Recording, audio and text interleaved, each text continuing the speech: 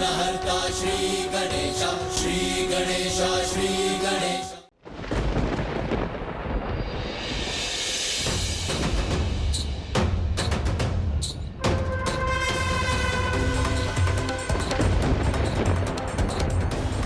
आपको क्या लगा था मेरे लिए ये कठिन होगा? नहीं, कदापि नहीं।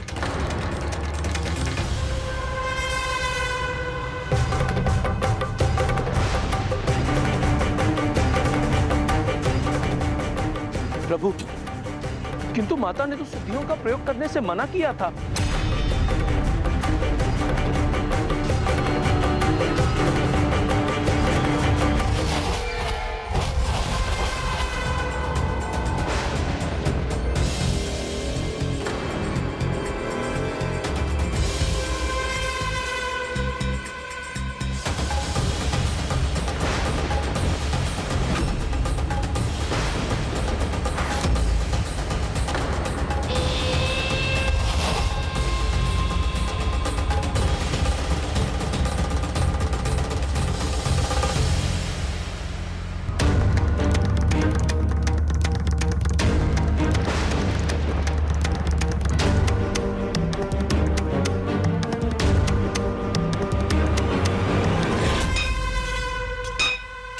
मंदिर और सीढ़ियों के निर्माण के लिए सिद्धियों के प्रयोग के लिए मना किया था आपने। मैंने शर्त तोड़ी नहीं, बस थोड़ी मरोड़ी है।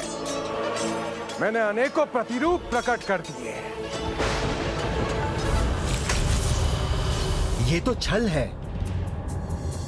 माता के शब्दों का अनुचित लाभ उठा रहा है नरकासुर। अनुचित का फल कभी भी उचित हो ही नहीं सकता।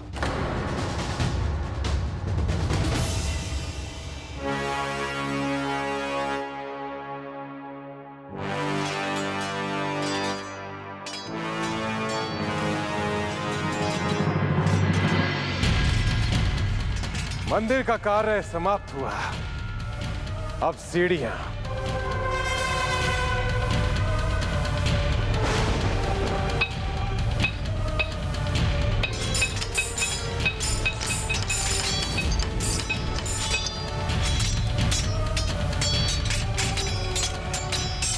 प्रभु, अभी तो आधी रात्रि भी बाकी है और आधे से अधिक कार्य तो इसने कर भी लिया। यदि ये मंदिर बनाने में सफल हुआ तब क्या होगा?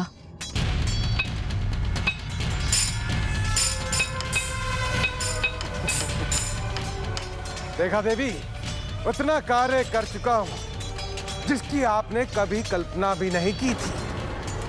अब सुबह से पहले पहले ही तब कार्य पूर्ण हो जाएगा।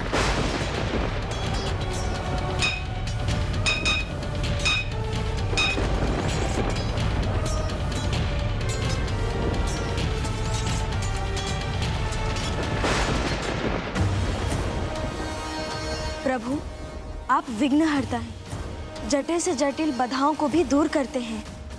प्रभु, आप इस समस्या का समाधान कर सकते हैं। हाँ प्रभु।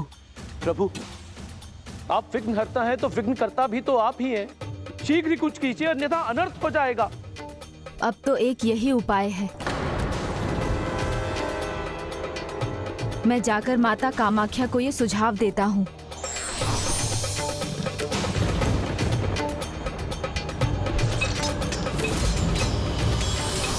प्रणाम माता। मेरी चिंता के कारण को लेकर ही प्रथम पूज्य भी चिंतित हैं। माता, आपकी ही दी हुई शक्तियों का प्रयोग आपके ही विरुद्ध, ये तो छल है। ऐसे अधर्मी को उचित सीख तो मिलनी चाहिए ना। किंतु उपाय सोचने के लिए समय ही कहाँ है। उसे तो पूर्ण विश्वास है कि समय के रहते ही वो निर्माण का कार्य संपूर्ण कर लेगा और बस अब अंतिम सीढ़ी ही शेष है। समय रहते उसके इसी विश्वास को ही तो डिगाना है। कैसे गणेश, ये कैसे होगा? अहंकार जिसकी प्रेरणा हो, उसके मन में तनिक भी संदेह बहुत बड़ा हो जाता है। इसलिए बस उसका बीज बोना है और ये दुष्ट मंदिर निर्माण का कार्य रोक देगा। किंतु उसके मन में संदेह कैसे उत्पन्न करोगे गणेश? संपन्न होने वाला है कार्य मेरा देवी, देखिए।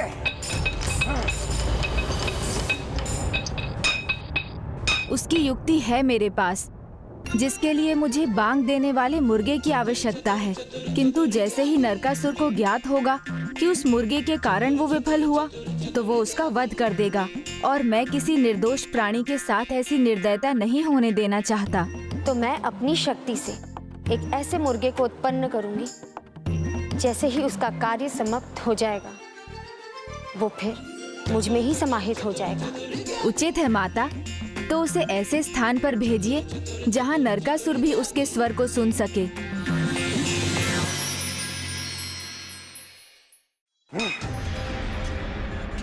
बस अब कुछ ही पल की देरी है देवी, मैं आपकी शर्त को पूरा कर दूंगा।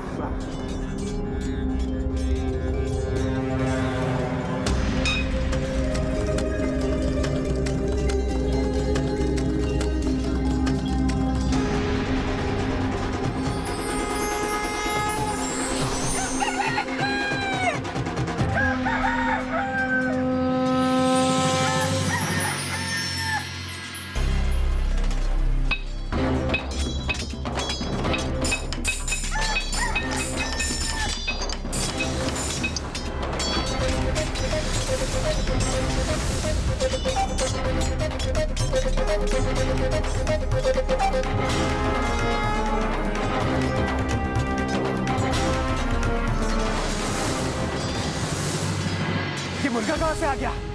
ये यहाँ क्या कर रहा है? श्री गणेशाय नमः। ओम गं क्षीर प्रसादनाय नमः। ओम गणपतये नमः। ओम गजवक्र नमः।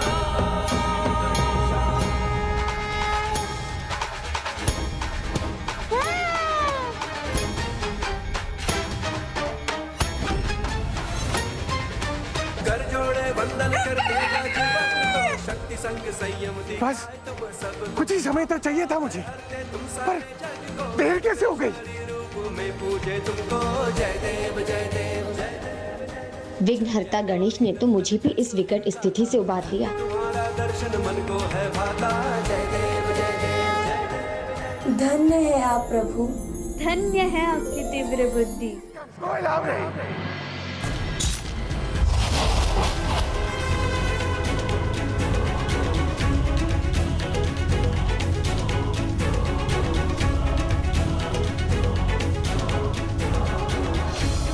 मैं तो पल पल गिन रहा था, पर फिर देर कहाँ हो गई?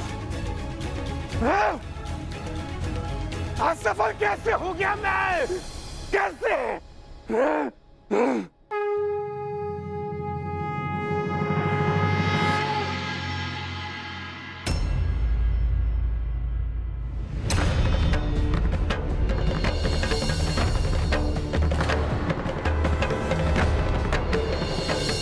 ये प्रकाश दूसरी दिशा से कैसे आ रहा है?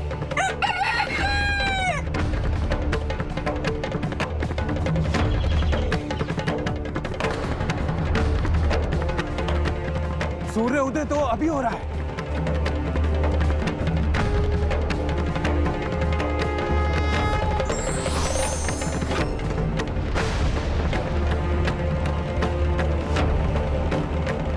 अर्थात इस मुर्गे ने समय से पहले बांग दी है।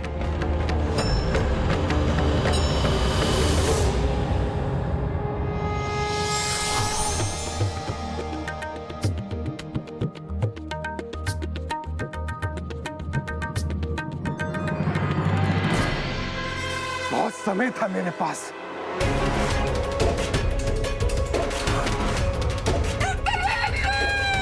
देवताओं को पशु रूप में बंदी बनाया था मैंने, और एक साधारण मुर्गे ने मुझे मूर्ख बना दिया। नहीं, ये कोई साधारण मुर्गा नहीं हो सकता। अवश्य ये किसी का छल है, किंतु अब ये नहीं बचेगा।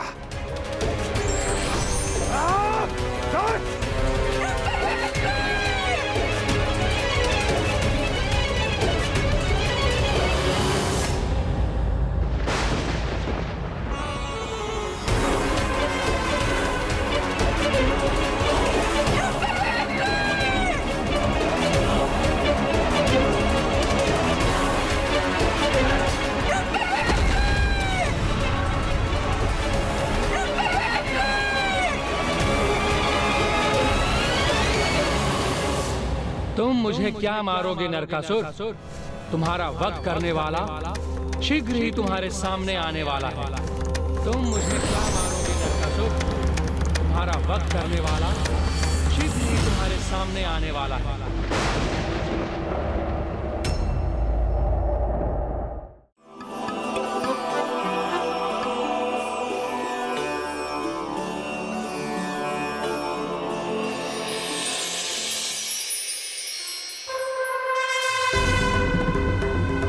तुम्हारा वध करने वाला शीघ्र ही तुम्हारे सामने आने वाला है।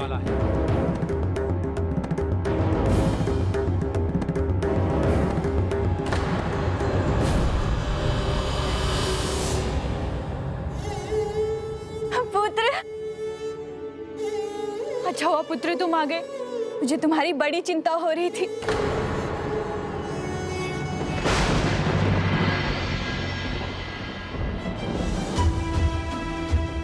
क्या सोच रहे हो पुत्र? कुछ हुआ है क्या? मुझे स्वीकार नहीं किया उसने, नकार दिया। किसने नकार दिया पुत्र? यही योजना थी उसकी, मुझे नकारना ही था। मुझे बताओगे भी तुम किसकी बात कर रहे हो? देवी कामाख्या ने मेरा सुरक्षा कवच वापस ले लिया, तेरे विवाह प्रस्ताव को ठुकरा दिया, छल किया है मेरे साथ। उन्होंने मेरी शक्तियों का अपमान किया है और नरकासुर अपना ये तिरस्कार स्वीकार नहीं करेगा, स्वीकार नहीं करेगा, स्वीकार नहीं करेगा। आरंभ और अंत दोनों नियत है और माता ने भी कहा था नरकासुर का वध किसी और के हाथों होने वाला है, जिनका आना अभी शेष है। कौन है वो प्रभु? ये तो मैं भी नहीं जानता, किंतु हमें लगा कि माता ने आपको पूरी योजना बता दी है। माता ने बस इतना कहा था कि जो भी घटनाक्रम होगा उससे ये ज्ञात होगा कि नरकासुर माता भूदेवी का सदाचारी पुत्र बनने का चुनाव करेगा या दुराचारी असुर होने का, और यदि उसने दुराचार का मार्ग अपनाया तो वो माता की सुरक्षा से वंचित हो जाएगा। किंतु उसका वध कौन करेगा, ये रहस्य तो बस माता कामाख्या को ही ज्ञात है। तब तो हमें माता कामाख्या का आवाहन कर उन्हीं से आग्रह करना चाहिए कि वो हमारी जिज्ञासा शांत करें। संभव है विघ्नहर्ता श्री गणेश जी को भी उसमें अपनी भूमिका निभानी हो। अवश्य ये षड्यंत्र नारायण ने ही रचा था। तुम्हारी बुद्धि भ्रष्ट हो चुकी है, इसीलिए कभी देवी कामाख्या, कभी गजानन, कभी अपने ही पिता के महास्वरूप नारायण को दोषी समझने की भूल कर रहे हो तुम। भूल नहीं, वर्षों तक भक्ति की है मैंने। वो भक्ति जब प्रेम बनी तो कितनी कठोरता से ठुकरा दिया था उसे देवी कामाख्या ने। ओम भूर्भुवः स्वः, ओम कामाक्षै चामुंडायै विद्महे भगवते धीमहि धियो यो नः प्रचोदयात्।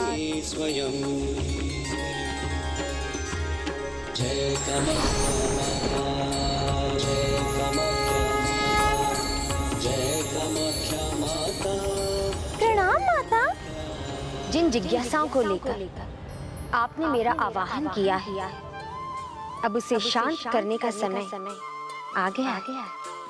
हाँ माता, हमारी जिज्ञासा शांत कीजिए। भक्त जब तक अपने भक्ति और धर्म के मार्ग पर चलता है, तब तक वो अपने आराध्या की छत्र छाया में रहता है, सुरक्षित रहता है।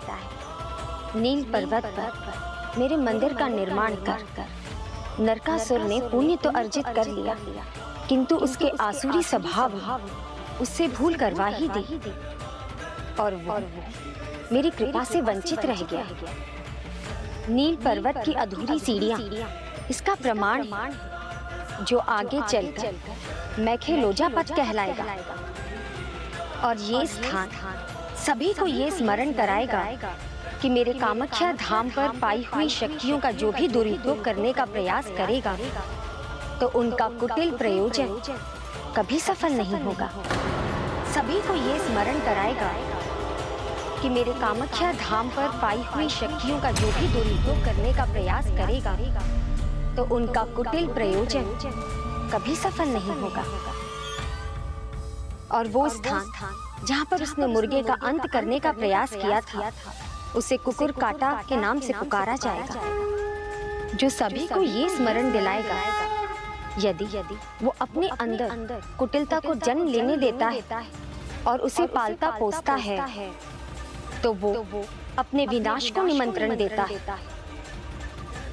धर्म पर स्थित दिव्य शक्तियाँ उसे उसके उचित परिणाम तक अवश्य पहुँचाती है, तो वो अपने विनाश को निमंत्रण देता है।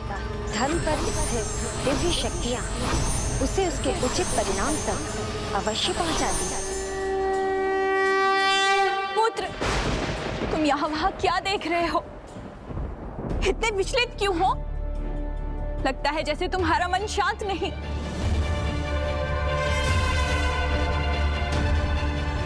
हाँ, नहीं है शांत। और जो अपने मन में ऐसे कपट को घर करने देते हैं, उन्हें कभी शांति नहीं मिलती। किंतु माता, आप तो स्वयं शक्ति स्वरूपिणी हैं। संसार में जो कुछ भी होता है आपकी ही इच्छा से होता है, तो आप तो उसका वध कर संसार को उसकी दुष्टता से मुक्त भी कर सकती थीं। सत्य है, संसार में मेरी इच्छा के बिना कुछ नहीं होता, किंतु जो नियम और मर्यादा मैंने स्थापित की है, उन्हें स्वयं मैं कैसे भंग कर सकती? विधि का विधान तो यही कि जिसकी मृत्यु जिस प्रकार और जिसके हाथों से नियत है वैसे ही होगी। किंतु आप सभी निश्चिंत रहिए, क्योंकि जिस दिन उसका काल आएगा, जिसके भी हाथों से उसकी मृत्यु तय है, वो उसके सामने ही होगा।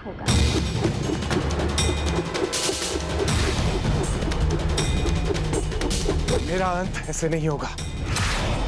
पुत्र, कुछ नहीं है यहाँ। ये किसका भय है तुम्हें? मैं तुम्हें ऐसे भयभीत नहीं देख सकती। भक्त नरकासुर ने भक्ति त्याग कर असुर होने का चुनाव किया है, तो अब उसका मन भी कभी शांत नहीं रहेगा। अपने अंत की आशंका में वो भयभीत भी रहेगा और आतंकित भी। किंतु माता, वो कौन सी दिव्य शक्ति है जिसके हाथों उसका अंत होगा? ये रहस्य तो आपने अभी भी उजागर नहीं किया। नारायण ने जब नरकासुर को मेरी भक्ति करने का मार्ग सुझाया, तब उसने छल किया और अपनी मृत्यु को असंभव बनाने के लिए उनसे एक और वरदान मांग लिया। वो वरदान क्या था माता?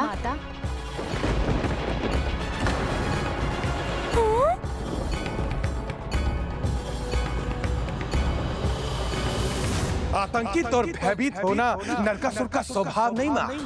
आशीर्वाद गया, सुरक्षा कवच भी गया, किंतु दीर्घायु का आशीर्वाद अभी भी बाकी है। इसलिए मैं अमर था और अमर ही रहूंगा। इसलिए मैं अमर था और अमर ही रहूंगा। नारायण, मैं सदा आपके दिखाए हुए पथ पर चलूंगा। मैं आपका अवतार का पुत्र हूं, तो क्या आप अपने इस पुत्र को दीर्घायु होने का वरदान नहीं देंगे? स्पष्ट कहो नरकासुर, क्या चाहते हैं? आप मुझे अमृतत्व नहीं देंगे, ये तो मैं समझ गया प्रभु। तो बस आप मुझे आशीर्वाद दीजिए कि यदि मैं कभी आपके बताए हुए पथ से मैं भटक गया, तो आपके अवतार और उस अवतार में एक साधारण स्त्री जो आपकी धर्म पत्नी होती, वही सम्मिलित रूप से मेरा वध कर सके और कोई नहीं। तथास्तु।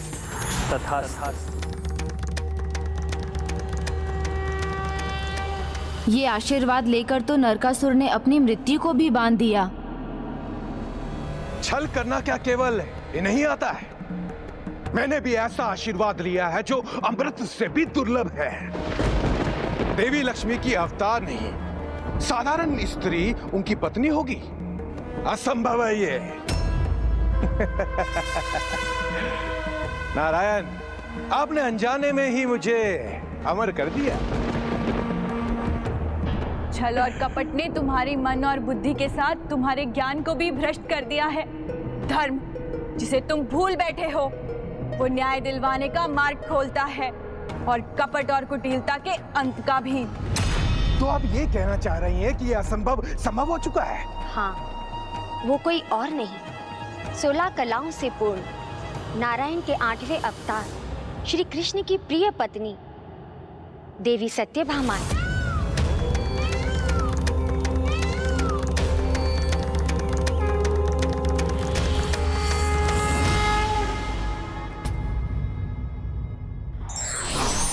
कुटिल वृत्ति और बुद्धिपूर्ण युक्ति में विजय सदा युक्ति की होती है।